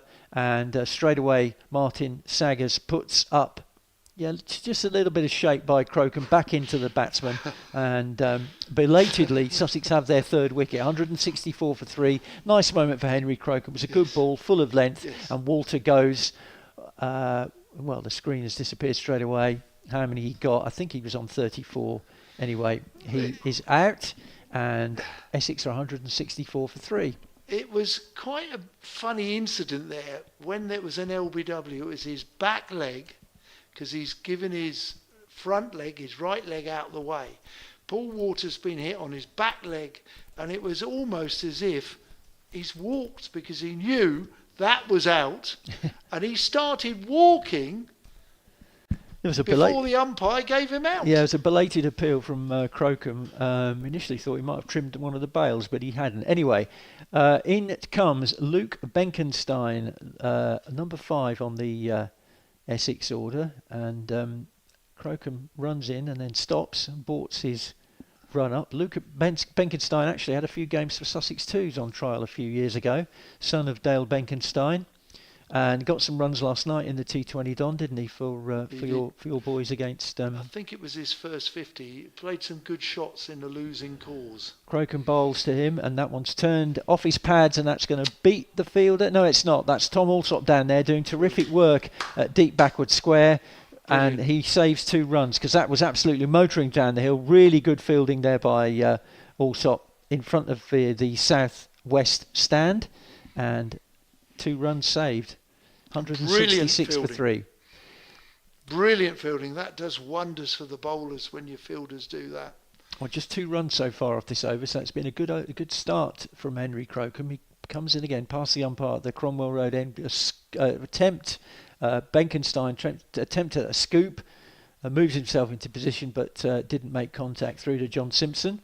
Dot ball, very precious, but very important dots at this stage of the innings. Sussex don't want to get Essex to get too far ahead. Or 166 for 3 is still a good score, but we'll see. Crocombe in width, and Benkenstein plays that into the leg side from outside off stump, fetches it. Not a lot of power in the shot, dribbles into the leg side, but there's no one within 30, 40 metres of the ball. Crocombe has to do the fielding off his own bowling. They go through for a single. So Jordan Cox, 79 of 42 balls, comes into strike. The young fella's got to get out of this over without a boundary. Crocombe, it'll be a terrific over if you don't go for a boundary this final ball. comes in and bowls, and that's well bowled by Crocombe. There's a misfield actually by the bowler, but they've gone through for a single. But I don't think Henry Crocombe would mind that too much. That was a great ball to finish the over, full and straight. Cox did well to get bat on it, played it back down the wicket. Crocombe couldn't quite field it in his follow through. They went through for a single, but a good over from a Sussex point of view. End of it, 168 for 3. Jordan Cox is on 80, and he's kept strike for the 16th over. Luke Benkenstein is on 3. Yep, very good over, Henry Crocombe. You can be very proud. It was really nice to see lots of Sussex fielders going to tap him on the bum or the shoulder to say, well bowled, sir. So Ollie Robinson into the attack on the 16th of the 12 balls remaining. He bowls it short and it's gone through to the keeper.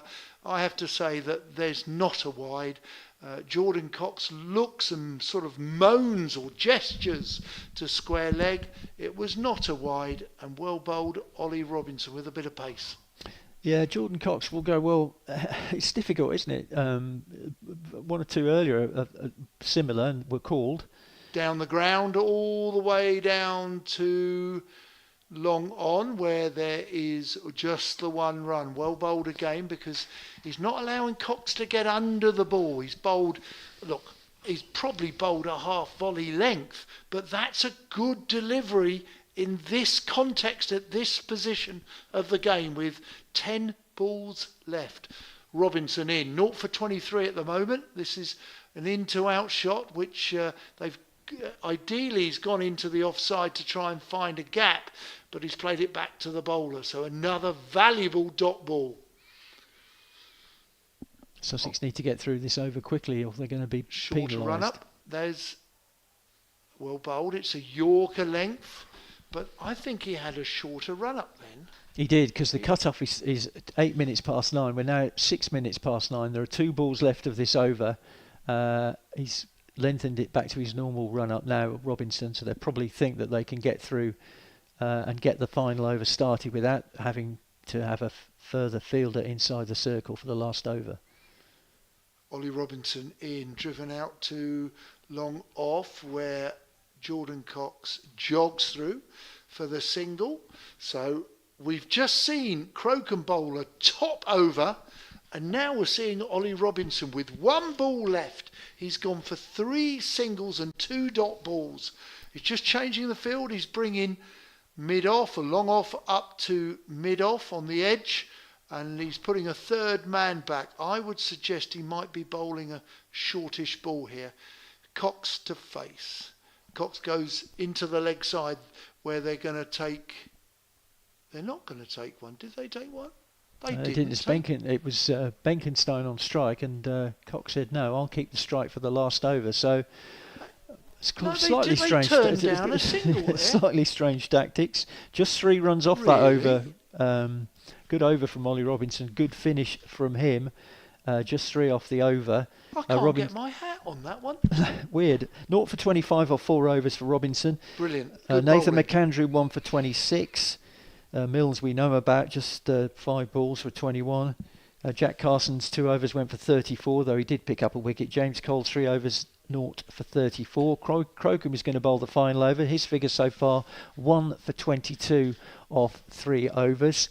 He's coming in to bowl to Jordan Cox, and that is swung into the leg side and is going to be caught at deep backward square leg. The end of a fine innings from Jordan Cox. And he's gone for 82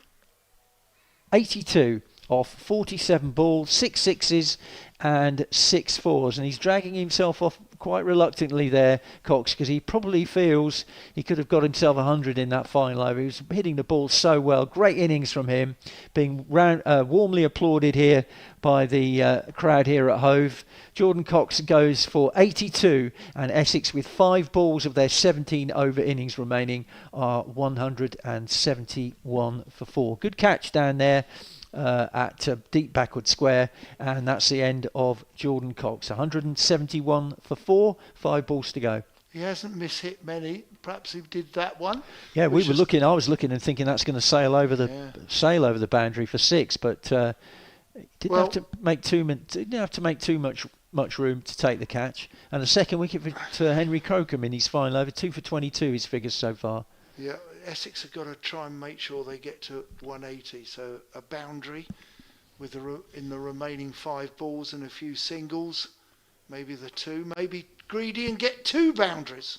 Crocombe comes into bowl, and that's a bouncer, and an attempt by Charlie Allison to heave that into the leg side, but he's missed, so another dot, and 171 for 4. So Sussex have finished pretty well here. Just 3 runs off the previous over from Crocombe, 3 runs off the last over from the CN from Ollie Robinson, and so far 2 dots, a wicket and a dot ball, and the new batsman on strike in Charlie Allison.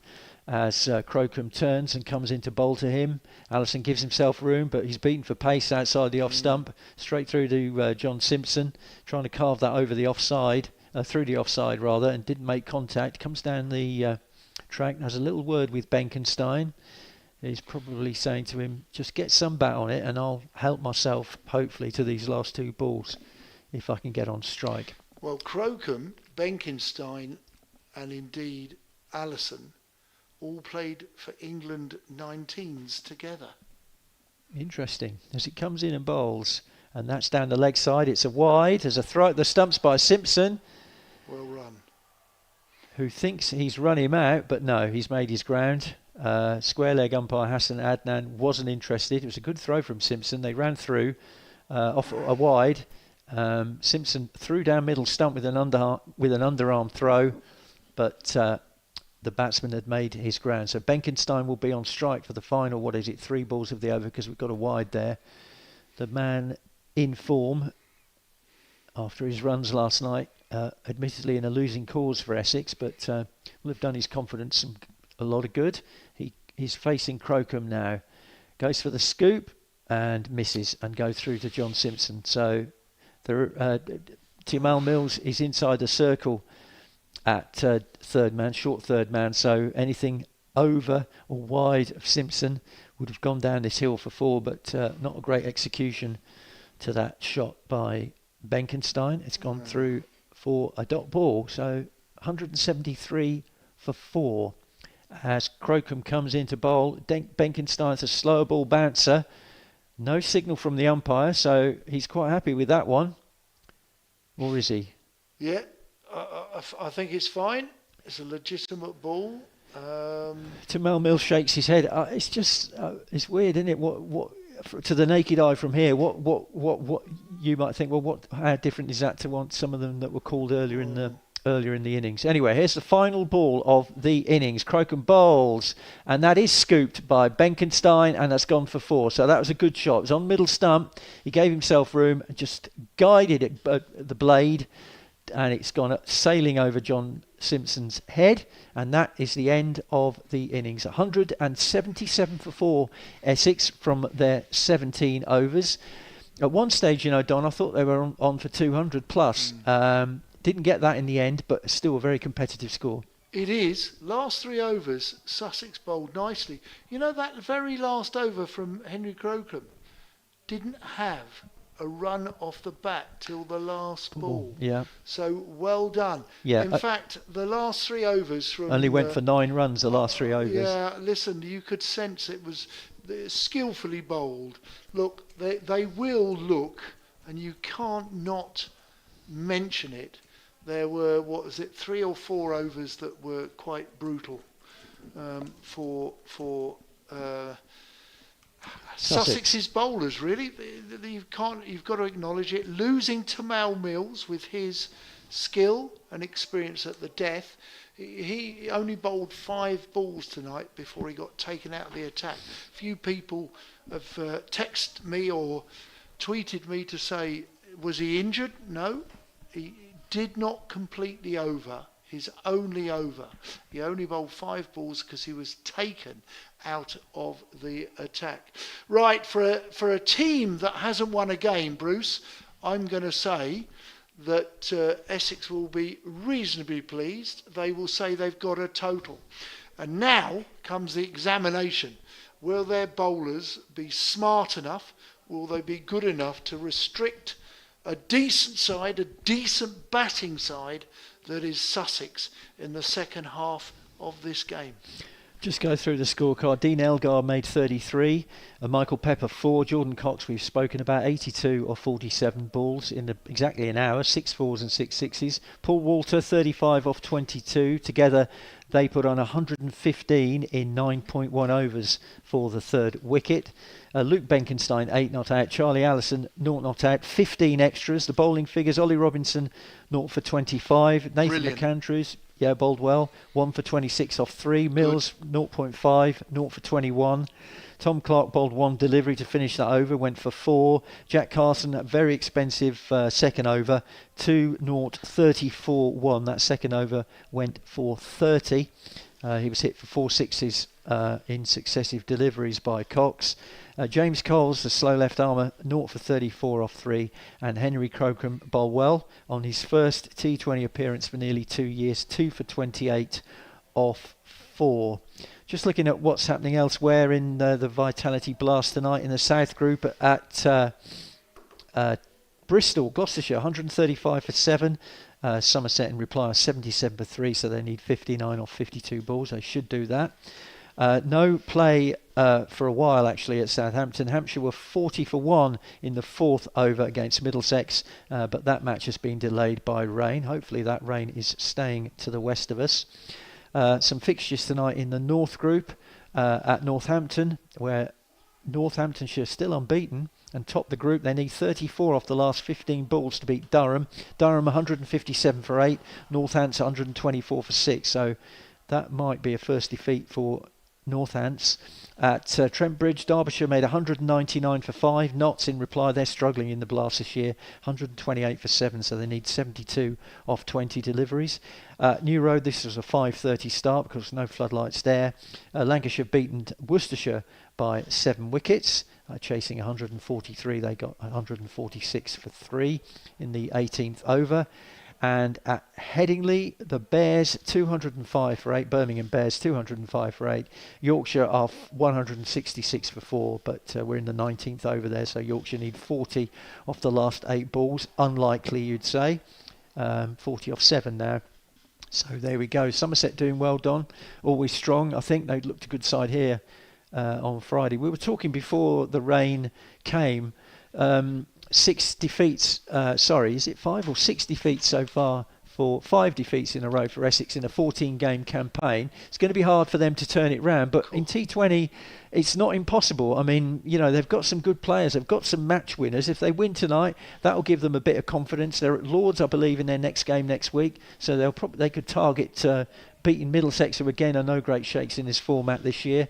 So they've got to win this game first, but they put themselves in a really strong position with that first innings score. And that was courtesy of a very fine knock from Jordan Cox. If they can squeeze home tonight, it will give them a bit of confidence. But Sussex bat well. I mean, at the top of the order, you've got Daniel Hughes, Harrison Ward, John Simpson, who's evergreen, isn't he? Somebody who does, I think, quite well, and you'll be able to tell me how his season's gone in first class and indeed T20. Tom Alsop, he's making the move from across from Hampshire. I think he's quite a good player. He is. A good left-hander, quite an awkward person to bowl at. 149 runs so far, 250s in the competition so far, strike rate of 160, so that's pretty decent. It's only James Coles with 196 runs in his 4 games has scored more than him.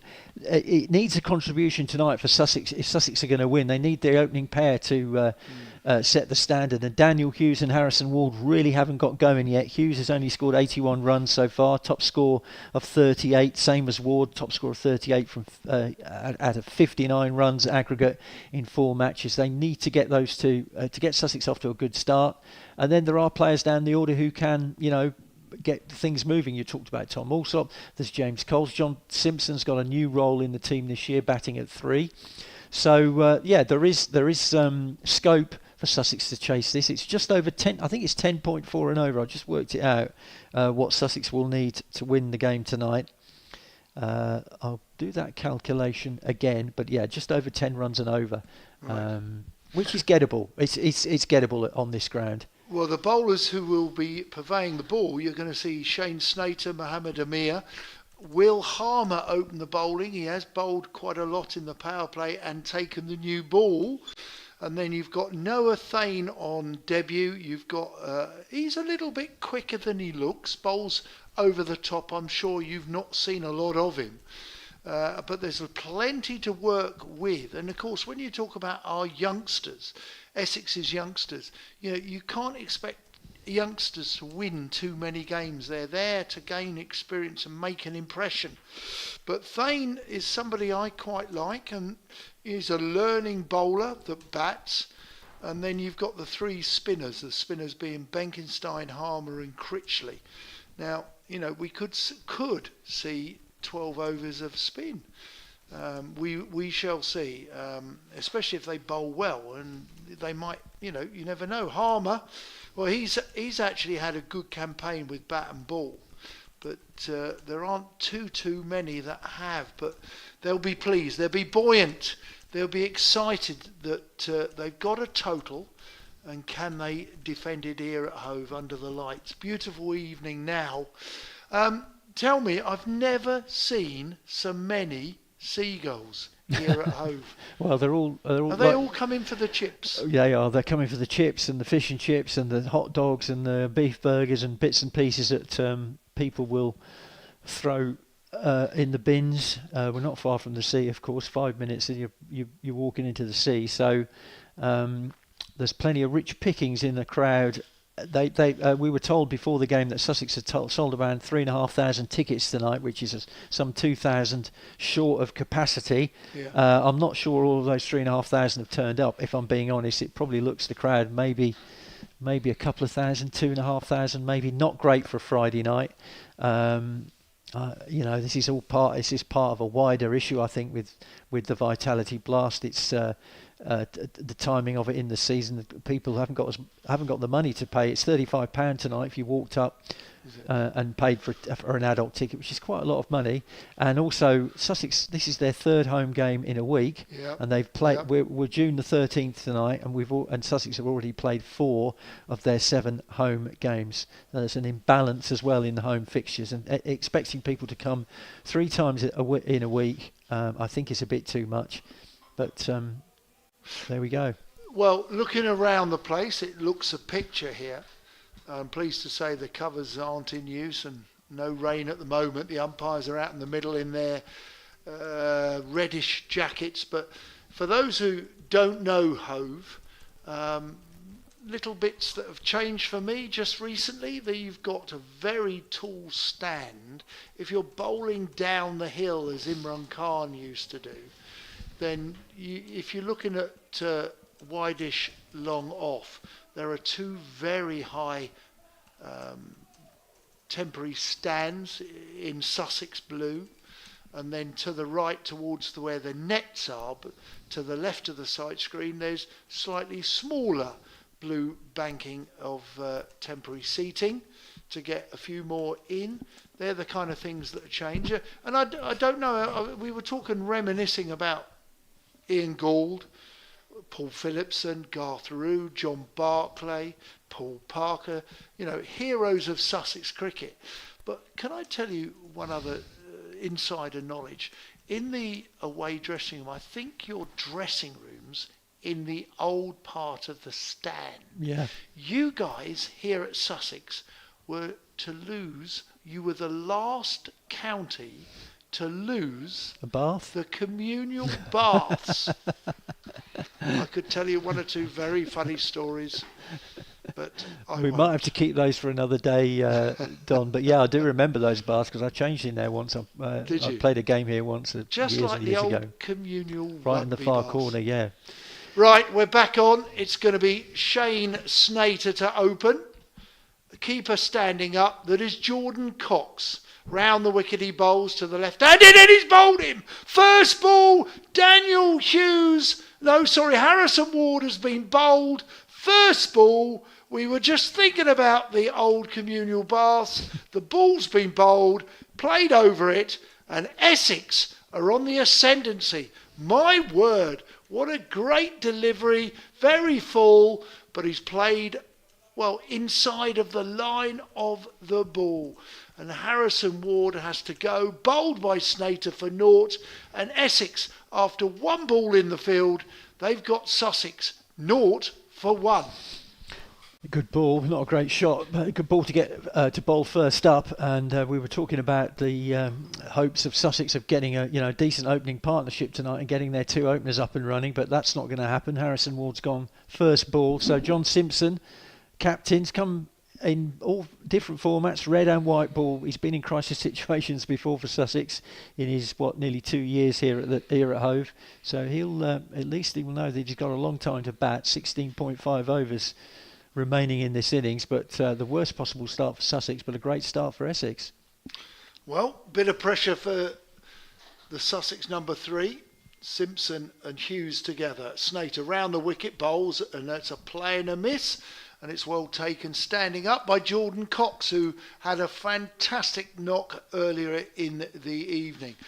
Well, a few people, local people, were chatting to me earlier when we had a little bit of mizzle and drizzle, and they said the worry is that it could be something a little bit heavier later in the evening. Let's hope it won't ruin this game. Snater in, driven down the ground to mid-on, where it's well fielded by Bengenstein, and there is no run. So 0-1 off the third ball. Must be the effect of the lights that the seagulls enjoy. Is it the currents, the air? Lights are a little bit warmer, they're a bit closer to them. And this is another play and a miss, another good delivery where he's driven it, has Simpson, but he's played a miss. And unfortunately for the keeper, he hasn't collected it smartly. It's gone out into the leg side, but there is no run. You asked me that question. The best bowling yeah, figures. we're going back a while. Now, so much has happened. I will give you the answer at the end of this over. Not James Kirtley, no. You'll probably... Snater in, shorter. It's gone in the air and that's gone for a catch. The umpire's given him out. It's been caught at 45. My word, Mohammed Amir has taken a catch. Now there's an attempted pull. I don't know if it's come off the glove or the bat, but it's ballooned. Perhaps it's gone off his thigh pad. We're looking again. It's short, going down the leg side. And I don't know, Bruce, how on earth he's got it in the air, a loopy catch to 45, saving one. Well, he's out. He's hitting a lot squarer than that. It's come off the top of the bat, and there's probably a little bit of the arm as well. Simpson looks round. Bizarre. He's not quite sure. Yeah, it looks like there's definitely some bat involved, because without that, they wouldn't have got the loft. But yeah, that John Simpson, he probably can't believe how he's not, swiveled round and pulled that for 4. But what a start for Essex, and what a start for Shane Snater. 2 wickets in his first 5 balls. 0 for 2. Yeah, 2 for none. My word. A slight contrast to his first over last night, as he's going to come over the wicket to a right-handed. Coles is now in. No run on the board yet to Sussex. Snater moving in away from us. Bowls this time, and it's gone Coles. Well, there's a bit of a cheer as that concludes the over, and it was bang into the middle of the bat of James Coles, and Snater completes an over. Listen, it's a double wicket maiden. Magnificent stuff. You couldn't dream of something like that. Well bowled, Shane Snater. That's what Essex needs. Great start, and Sussex really up against it now. It looks like it's raining, unfortunately, for the spectators. Is it? You can see on the monitors that we've got, the camera above us, there's definitely some rain in the air. I'm looking round to see whether people are reaching for umbrellas. Don't look as if they are, but there was definitely a feeling of moisture in the so probably clutching at straws here a little bit from a Sussex point of view. Mohammed Amir comes in and bowls to Daniel Hughes. He gives himself room and clobbers that through the offside for a boundary. So Sussex have got their first runs at least on the board. 4 for 2. The first ball of the second over, width from Amir, and Hughes climbed into that and clobbered it through for 4. Pass point into the boundary boards in front of the pavilion. So Sussex chasing 178. Remember, this is a 17 overs a side game. We had a bit of rain earlier on. Amir comes in again and bowls, and this time a much better line from Mohammed Amir outside off stump. Hughes tries to repeat the shot, but gets under it a little bit, goes through to the wicket-keeper, and there is no run. Jordan Cox, after his 82 earlier, is keeping wicket. Paul Walter was alongside him at slip a few moments ago, but he's now moved into backward point, and the man on the boundary has gone into the covers, actually, Walter, and the man on the boundary's come into backward point. So 4 men on the offside inside the circle as Mohammed Amir comes in again and bowls, and that's nicely played by Daniel Hughes on the up. Lovely shot that through the offside, dissects the 2 fielders at extra cover and wide mid-off and goes to the boundary. So 2 boundaries in the first 3 balls of the second over, and a little bit of respite for Sussex. 8 for 2. Remember, chasing 178 to win this game, so 170 to win. Good shot, just a little bit of width there, unfortunately, for the second time this over. When he bowled his dot ball, he bowled a decent shortish ball like that. And that's a better length there from Amir. Back and across by Hughes, guides it down to backward point for a single. So James Coles is on strike. Sussex's number 4 batsman. Probably didn't expect to be in after the first over, but Sussex lost Harrison Ward to the first ball of the over, bowled by Shane Snater. And then off the 5th ball of the over, John Simpson was caught at short fine leg for a duck. Mohammed Amir comes in to bowl to Coles, who takes a step forward and then turns it nicely off his pads for a boundary down to fine legs. A good shot. Coles deliberately came towards the bowler and just guided it very nicely off his pads for 4. So 13 off this second over. So Sussex are feeling slightly better about themselves after the nightmare of that first over when they lost 2 wickets without putting a run on the board. Giving the crowd here at Hove something to cheer. As Mohammed Amir comes in again from the Cromwell Road end past umpire Saggers, bowls, and that's defended into the offside. Better length from Amir, but guided into that big gap on the offside. And a single for Coles means he'll keep the strike. The end of the over. It's Hughes took that last run there. He's gone strike on 9. Coles is on 5. 2 overs gone. Sussex 14 for 2. Productive over there for Sussex. 4.4141. Bit of a mixed over for me. Opportunities to score off him, but also that third 4, the 5th ball, was an excellent shot by Coles. And, very good shot indeed. Snater, who took a double wicket maiden. I thought that kind of thing only happens in club cricket, let alone T20. Snater in, bowls, and there's a catch caught behind as the keeper stands up and he runs to the offside, and that is a brilliant standing up to the stumps catch from Jordan Cox. Well bowled. Shane Snater is having a night out. He's got 3 for none, and he's in his second over as Coles comes down the wicket and he comes at Snater, and it's a nick and it's gone quite high, and to be fair to Jordan Cox, who's taken a magnificent, that was worthy of somebody like Jack Russell, Alan Knott, vintage keeping, proper keeping, not a stopper. That was an outstanding catch. It was pure reflex. It was like a big thick edge it turned into in the end, and sort of like a goalkeeper almost. Cox grabbed it both hands with those big white gloves of his to his right. Didn't move, had to move a great deal, but it was a fantastic bit of reflex work there by the keeper. He's having some night, Jordan Cox. 82 runs earlier, including 6 sixes. Shane Snater is running him close though for Essex man of the match so far. He's bowled 7 balls and he's taken 3 wickets and not conceded a run. Unbelievable.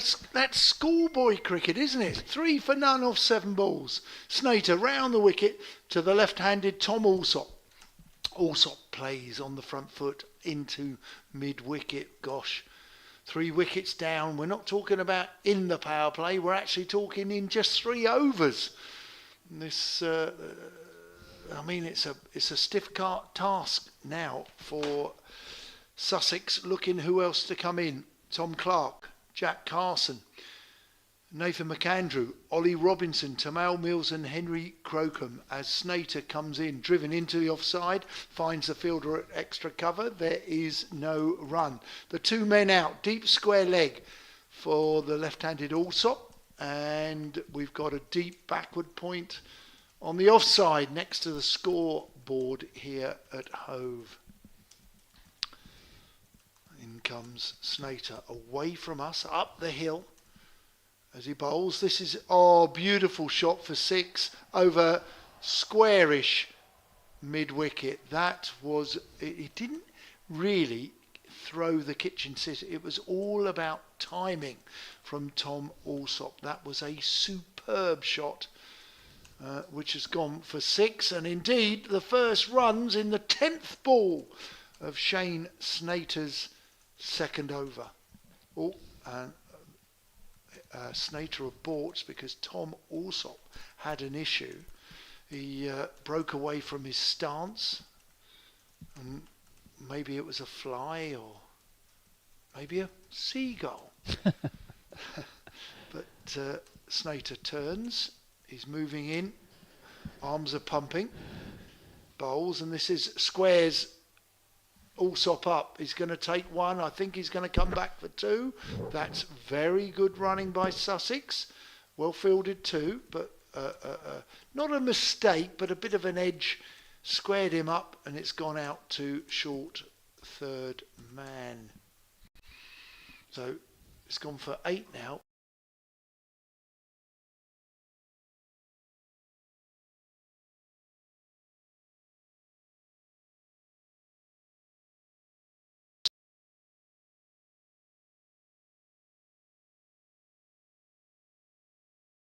Prevent the ball going for a 1 or a 2, which he did. Brave. He's gone, I think he's now gone for 8, and the score is 22 for 3, and we've had just 3 overs of the allocated, or what will be 17 over innings. Yeah, Essex on top here, 22 for 3. Sussex, a long way to go to chase 178 in we've got 14 overs remaining. Looks like a change of bowling here. Is that Harmer? Harmer's coming on, the Essex captain, in the 4th over to bowl at the Cromwell Road end. Indy comes and bowls to Daniel Hughes, who plays it nicely up to long on for a single. Moves on to 10, brings Tom Alsop. Another left-hander in the Sussex top 6 into strike. Lots of left-handers are going off. Actually, it looks like the rain has got a bit heavier. Yeah, here come the covers. I'm not sure how that leaves the game. The DLS score is saying 44. You can see on the monitor actually that it's got a bit heavier in the last few minutes, and the covers are coming on. A few boos around the ground. Actually, it's quite heavy. You can see to our left here, Don, in the picking up in the floodlights how wet it is getting. Hopefully, it's a temporary thing, but quite a lot of spectators in the Sharks stand to my left have seen enough. They've looked at their weather apps and they know that we might not get any more cricket tonight. So it's Sussex 23 for 3, 3.1 overs have been bowled. Essex earlier making 177 for 4.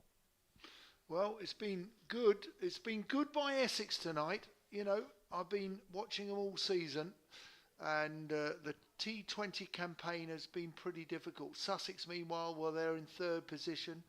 They're doing quite nicely. They've played some very good cricket. I'm just looking at their record for this summer. And looking at the record, it suggests Sussex are in 3rd position. They've played 4, won 3, lost 1 with 12 points, and they've beaten Glamorgan by 78 runs. That's a big defeat. They beat Gloucestershire by 80 runs. That's an even bigger defeat. Wait for it. They then got by with a close win over Middlesex by 16 runs, but lost against Somerset by 7 wickets. Meanwhile, Essex, well, last night they played Glamorgan and lost by 40 runs. It was quite a hard work game, that. Then they lost to Middlesex at home by 6 wickets. They lost to Glamorgan, who completed the double, by 6 wickets. Somerset, well, they beat Essex by a heavy 8 wickets. And Hampshire, on the first game of the season, well, Essex lost to them by 106 runs. So it would be fair to say we've taken some heavy defeats, and it's been really quite difficult for Simon Harmer, the Essex captain. But he and Chris Silverwood of former England, let me tell you, they won't hide behind anything. They know they've got a small squad, and perhaps against some other counties don't have enough quality. You know, when you talk about the likes of the talent of Somerset and the quantity of players at the Oval, it is difficult for Essex just at the moment. But Silverwood and Harmer want to put it right, and they've put it right so far in the best, well, if I said 20 overs, the 17 overs that Essex batted, and then the 3 overs they've been out in the field. It's been good, and we just hope, Bruce, that there is more cricket to play. Well, at the moment, all the covers are coming on the sheets. It is pretty heavy, actually, and as I say, a lot of people are leaving. I think they know that this might be set in for the evening. Sussex 23-4-3. We wait for a further announcement about what's going to happen here. Sussex's run rate now, required rate, is at 11.2. Essex are in control. Whether we've had enough overs of the Sussex innings to constitute a match, we will have to find out. As I say, we've had 3.1 overs. I suspect probably not quite enough yet, but we'll endeavour to find out, and we shall report back shortly. But for now, we'll take a break here at Hove. The rain has arrived, and the covers are coming on. It looks like it's set in for a while at least, and we'll leave you with Sussex 23-3 in their reply to Essex's 177-4.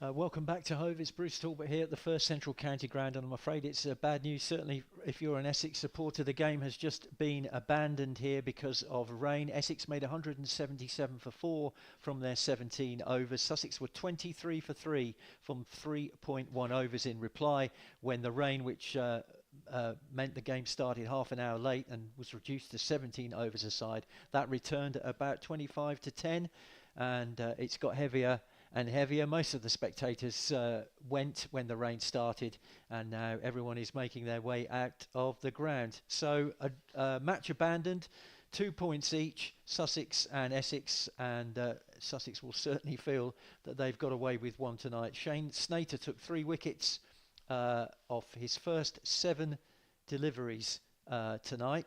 Sussex reduced to 23 for 3 in reply. Simon Harmer had just started to bowl the first ball, the 4th over, when the rain came. Off they went, and Martin Saggers